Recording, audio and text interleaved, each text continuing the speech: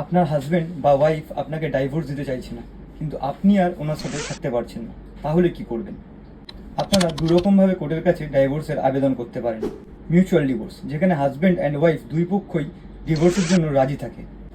সেক্ষেত্রে দুই পক্ষকেই কোর্টে জয়েন্ট পিটিশন দিতে হবে। তারপর সেই জয়েন্ট পিটিশন ফাইল হওয়ার পরে কোর্ট দুই পক্ষকেই 6 মাসের সময় দেবে আর একবার ভাবার জন্য বা রিকনসিলিয়েশনের জন্য। 6 মাস পরে যদি দুপক্ষের ডিসিশন স্ট্রিক্ট থাকে যে ডাইভোর্সই চাই, তাহলে কোর্ট ডাইভোর্সটিকে অ্যালাউ করে দেবে। আর যদি দুই পক্ষের মধ্যে একজনও মানে হাজব্যান্ড বা ওয়াইফের মধ্যে একজনও ডাইভোর্সের জন্য রাজি না থাকে, তাহলে যেই পক্ষ রাজি আছে মানে হাজব্যান্ড এবং ওয়াইফের মধ্যে যিনি রাজি আছেন ডাইভোর্স করতে, তাকে কন্টেস্টেড ডাইভোর্স ফাইল করতে হবে কোর্টে।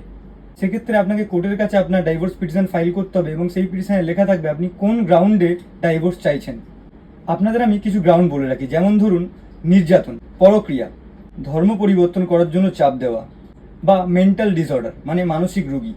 তারপর সেই পিটিশনের কপি এবং কোর্টের সামান চলে যাবে অপোজিট পার্টির কাছে মানে আপনার হাজব্যান্ড বা ওয়াইফের কাছে।